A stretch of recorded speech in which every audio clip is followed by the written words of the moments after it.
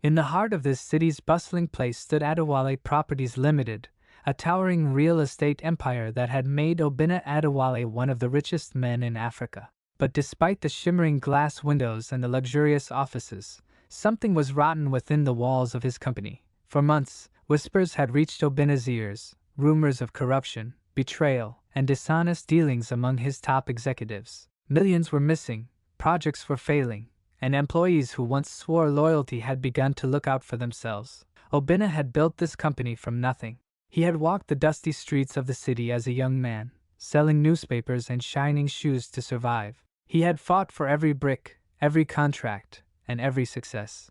And now, the very people he had trusted were tearing it apart from the inside. But he was not a man who made blind accusations. He needed to see the truth for himself. That was when the idea struck him. He would become one of them, not as their billionaire boss, but as someone invisible, someone no one would bother to notice. The morning air was thick with the scent of roasted plantains and car fumes as Obinna walked down the street toward the gates of his own company. But today, he was not arriving in his usual tinted black Range Rover with security guards clearing the way. Today, he was just Papa Jide, an old man with a limp, dressed in worn-out clothes, pushing a mop bucket through the front doors. His mask was perfect. He had let a trusted associate help him age his face with makeup, giving him wrinkles and a thin, graying beard. His usual sharp designer suits had been replaced with a faded brown shirt, oversized trousers, and a pair of dusty slippers that slapped against the tiled floor with every step he took. The security guards barely spared him a glance. Inside the grand lobby of Adewale Properties Limited, employees walked past him without a second look. Some were on their phones, others laughed in small groups, and a few nodded absent-mindedly to acknowledge his presence. But no one really saw him. It was exactly what he had expected. "Hey, old man!" A sharp voice cut through the air. Obinna turned to see a heavy-set woman in a faded blue uniform. She looked him up and down with a mixture of suspicion and impatience. "You're the new cleaner?" she asked. Obinna nodded slowly. "Yes, ma," he said in a low, scratchy voice. She grunted and handed him a mop. "You're in charge of the executive floor. But don't go touching things anyhow. Oh, these big men don't like walla." "Yes, ma." As he took the mop, a thought crossed his mind. Even in the lowest position, people still want to show power over others. As the day passed, Obinna moved silently through the corridors of his own empire. He wiped tables, emptied trash cans, and mopped floors. But more importantly, he listened, and what he heard troubled him. "Tund is just enjoying life," one woman whispered to another in the break room. "Every contract he touches, money disappears." The second woman laughed. "But the boss doesn't know. He trusts them too much." If only he saw what was happening here.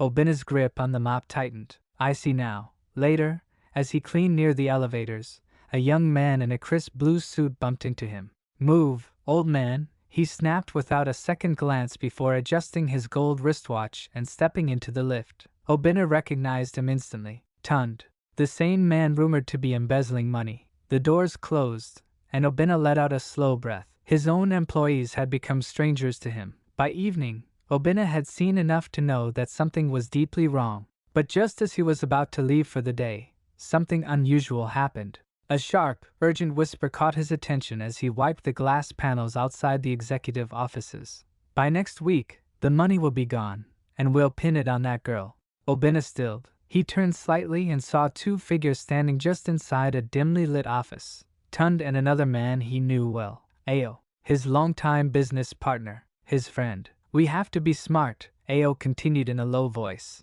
"Chica is too sharp for her own good, but she has no power. Once the money disappears, we let the police handle the rest. No one will question it." Obinna felt a slow, burning rage rise inside him. They were planning to steal again. And worse, they were going to frame an innocent employee for it. His fingers curled into fists, but he forced himself to stay calm. He couldn't reveal himself. Not yet. He had to be smart. There was more to uncover, and this was just the beginning. As Obinna walked toward the janitor's storeroom to put away his supplies, his mind raced. He had come here expecting to find small betrayals. People stealing office supplies, taking long lunch breaks, or spreading gossip. But this was much bigger. How deep did the corruption go? Who else was involved? And most importantly, Could he survive in his own company without being recognized long enough to bring them all down? As he shut the storeroom door behind him, one thing was clear: the test had only just begun.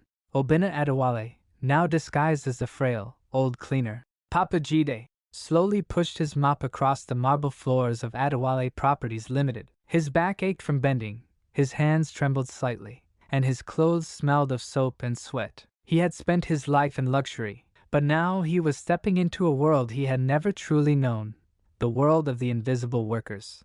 Employees walked past him, their shoes clicking sharply against the floor, their eyes barely acknowledging his presence. He was just a cleaner, nothing more. Obinna's first real encounter was with Tund, the company's regional manager. Tall, broad-shouldered, and always impeccably dressed, Tund walked into the office with the confidence of a king. His voice was deep and commanding, filling every space he entered.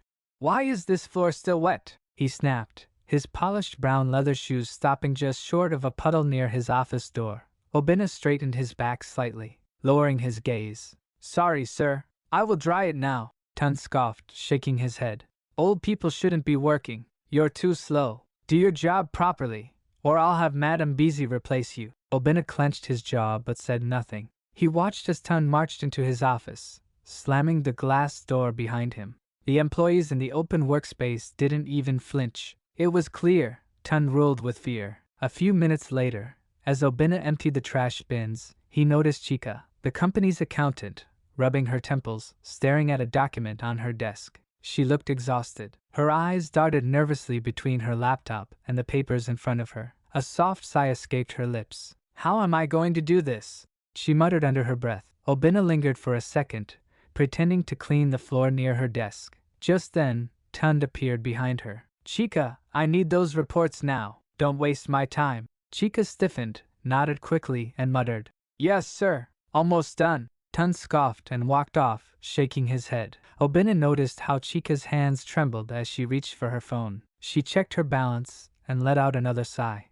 Whatever she was struggling with, it was bigger than just a demanding boss. A burst of laughter filled the air as Kunnel, the young office assistant, walked in with a stack of documents. He had an easygoing energy, greeting everyone with a wide grin. Unlike the others, he noticed Papa Jide. "Good morning, Baba," Kunnel greeted warmly, bending slightly to help Obinna pick up a fallen rag. "Hope dem never stress you too much for here." Obinna gave a small smile. "I day manage, my Pekin." Kunnel chuckled and patted his shoulder. "Make sure you rest well, Baba. Some of these people no get human feeling." For the first time that morning, Obinna felt a flicker of warmth. Later that afternoon, Obinna made his way to the executive floor, where only the highest-ranking employees had offices. He had to move quickly and quietly. That's when he saw Ao, his longtime friend and business partner, standing near the conference room, speaking in hushed tones with a man in a dark suit. Obinna kept his head down, pretending to scrub a nearby surface, but his ears sharpened. "We have to move fast before Obinna finds out,"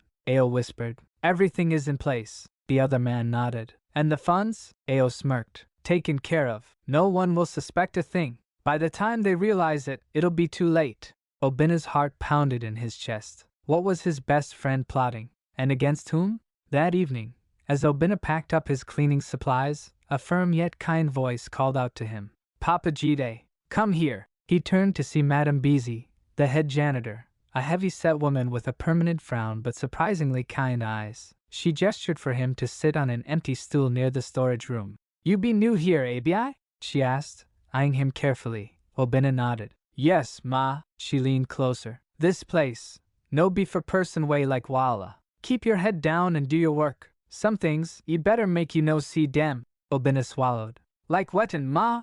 Madame Beezy shook her head. "Just mind yourself, old man.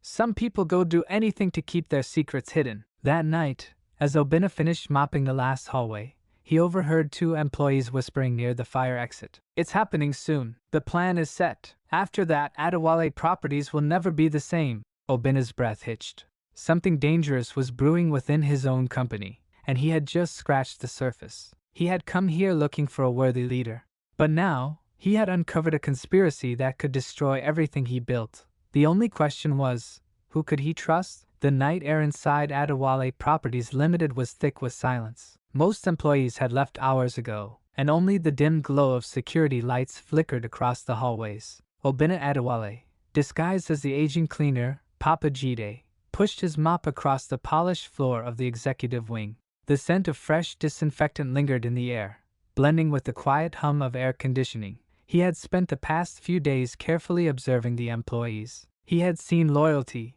greed, kindness, and cruelty, all hidden behind the formal suits and polite smiles of the office. But nothing had prepared him for what he was about to discover. As he emptied the trash bins in the executive lounge, his ears caught the sound of voices coming from the CEO's conference room. The door was slightly ajar. He instinctively moved closer, keeping his steps light. Inside, two men stood near the window, speaking in hushed tones. Tund, the ruthless manager, leaned against the desk, a smug grin on his face. Across from him, Ao, Obinna's longtime friend and business partner, sat with a drink in hand. The sight of them together made Obinna's stomach tighten. Ao was supposed to be a trusted friend, someone who had been by his side since the beginning of the company. But now, there was something unsettling in the way he spoke. Obinna held his breath and listened. Tund, by next week, the money will be gone, and we'll pin it on that girl. Ao, Chica? She won't survive it. The police will handle the rest. Obinna's pulse quickened. His fingers tightened around the mop handle. Chica, the struggling accountant, was about to be framed. Obinna had seen how hardworking she was, how she always kept her head down and followed the rules. And now, these men were planning to steal millions from the company and blame it on her. He wanted to storm in, to grab Tund by the collar and demand answers. But he knew better. If he revealed himself now, Tund and Ao would find a way to cover their tracks. Worse, they might silence him before he could prove anything. His mind raced. He had built this company from the ground up. He had trusted Ao with everything. Why would Ao betray him?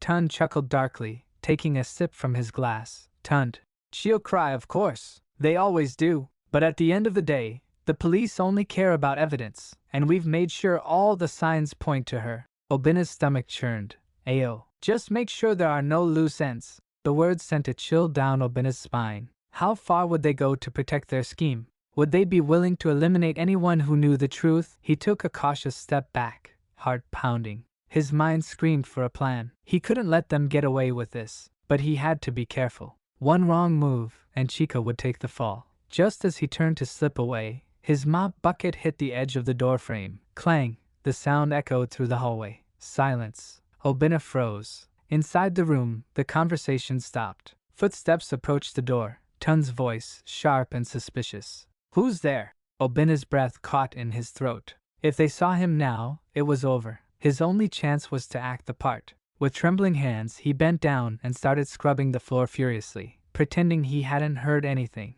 The door creaked open. Tund stepped out, his cold eyes scanning the hallway. He looked down at Obinna, just an old, tired cleaner. Tund, hey old man, what are you doing here? Obinna kept his voice shaky and unsure. Papa Jide, Obinna. Ah, Oga, I just stay clean, sir. I no hear anything else. Just stay do my work. Tund narrowed his eyes. Ao appeared behind him, studying Obinna with an unreadable expression. For a long, tense moment, the two men stared at him. Then, Tund smirked. Tund, good. Keep it that way, or you might find yourself cleaning the streets instead. He turned back into the room and shut the door. Obinna let out a slow, silent breath. He had escaped, this time. But now, he knew the truth, and he had to stop them before it was too late. The events of that night haunted Obinna long after he left the executive floor. Every time he closed his eyes, he could hear their voices.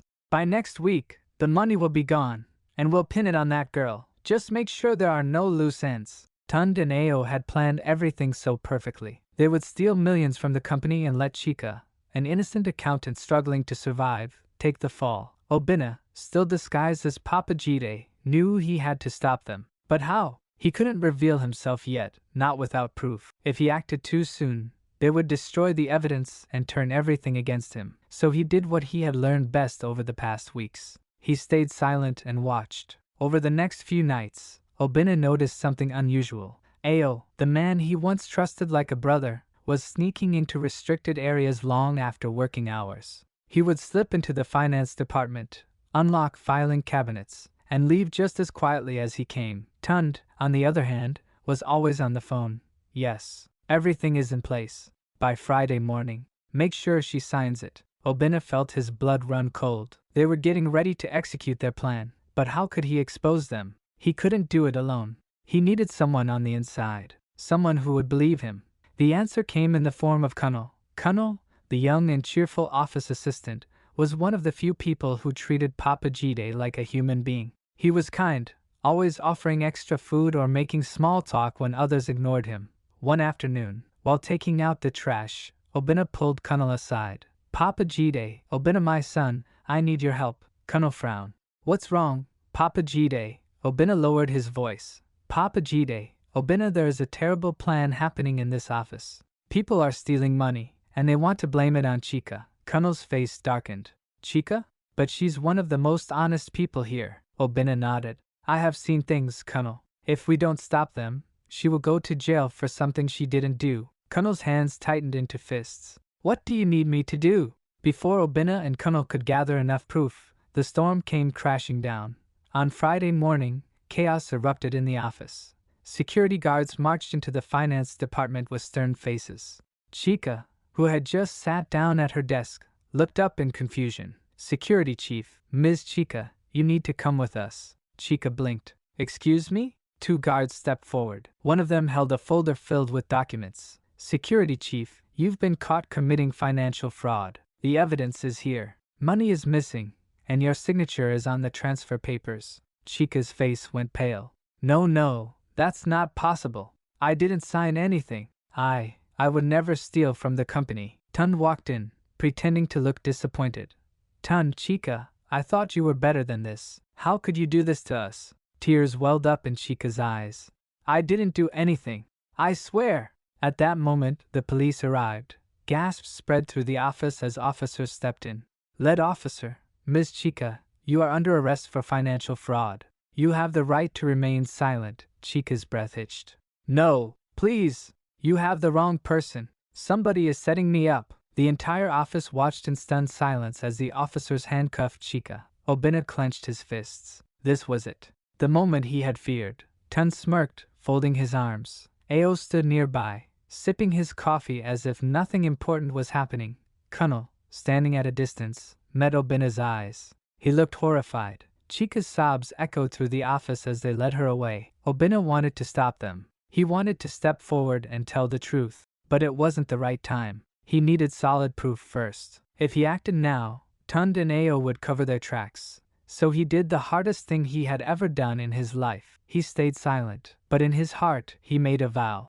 I will not let them get away with this. The real fight had just begun. Days passed, but the weight of Chica's arrest still hung over the office like a dark cloud. Obinna, still disguised as Papa Jide, had never felt more helpless. Every day, he watched Tun strut around the office like a king, acting as if nothing had happened. Ao remained calm, quietly handling business deals as if he weren't responsible for ruining an innocent woman's life. But Obinna wasn't defeated yet. He knew he was running out of time. If he waited too long, they would cover their tracks, and Chica would take the fall for a crime she didn't commit. Then, a stroke of luck. While taking out the trash one evening, something caught Obinna's eye. A crumpled envelope, half buried under old papers and food wrappers. Something about it felt off. He picked it up, carefully smoothing out the wrinkled paper. His breath caught. It was a financial report, and on it, clear evidence of the stolen money, bank transactions, hidden accounts, a forged signature,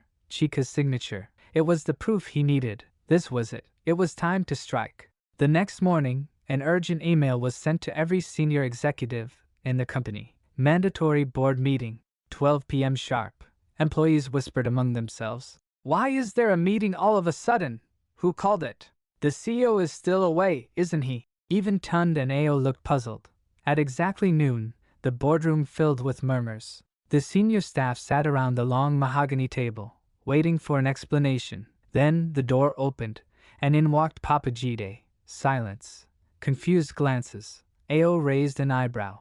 What's this old man doing here? Tun scoffed. Is this some kind of joke? Who let the janitor in? Obinna didn't answer. He walked slowly to the front of the room, carrying the crumpled envelope. His hands didn't shake. His eyes were steady. Then he smiled. A slow, knowing smile. And as the entire boardroom watched, he reached up and removed his disguise. Gasps, shock, disbelief, whispers rippled through the room as everyone stared, wide-eyed, at the man they had dismissed for weeks. Papa Jide was gone.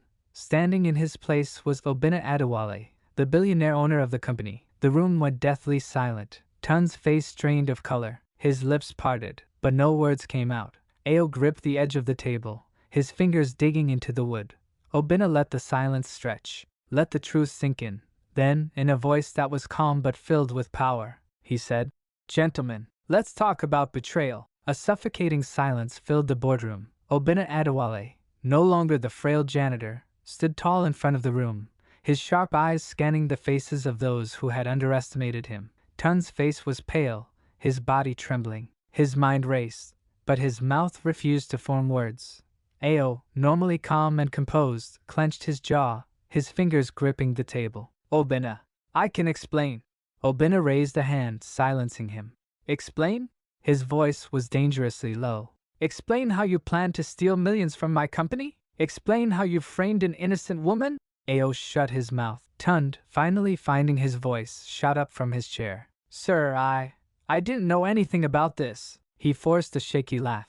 "This must be some kind of misunderstanding." Obinna held up the crumpled financial report, shaking his head. "A misunderstanding?" He threw the paper onto the table. "Your signatures are on every transaction."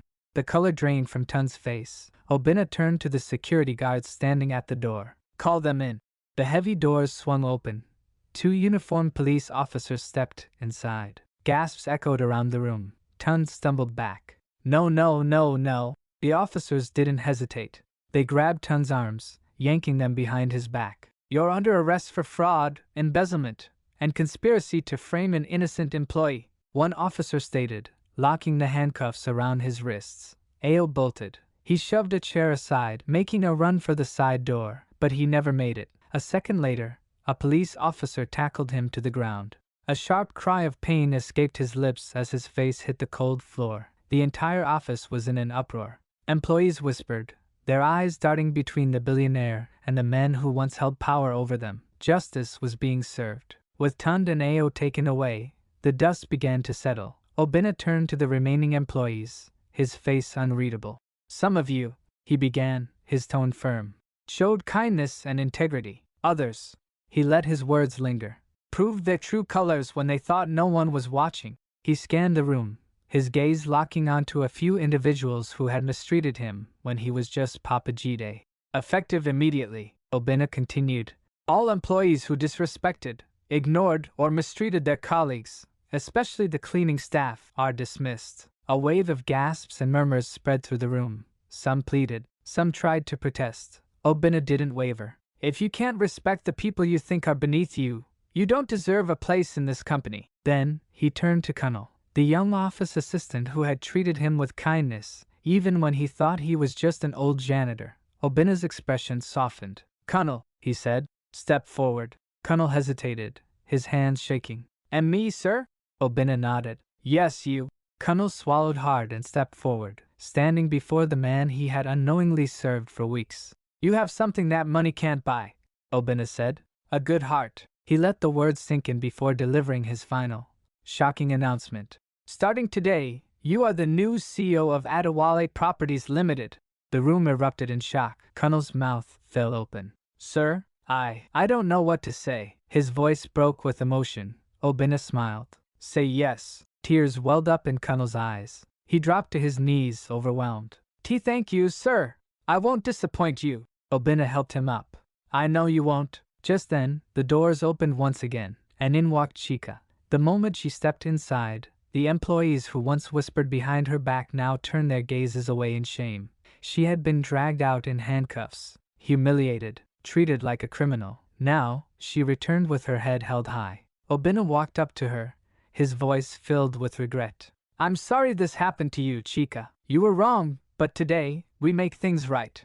Chika wiped a tear from her eye. "Thank you, sir." He placed a gentle hand on her shoulder. "From this moment forward, you are promoted to Chief Financial Officer." More gasps. Chika covered her mouth in shock. You," Obinna confirmed. "Because you've always done the right thing, and that's what this company needs." She nodded, tears streaming down her face. Obinna turned to his employees once more. "Let today be a reminder. he said. Your titles don't make you important, your actions do. Wealth and power can disappear overnight, but your character? That stays forever. With that, he walked toward the window, gazing over the city he had built. He had come into his own company as a cleaner. Now, he left as a leader who knew exactly who deserved to stand beside him. If you liked the video, then please hit the like and subscribe our channel for more amazing videos.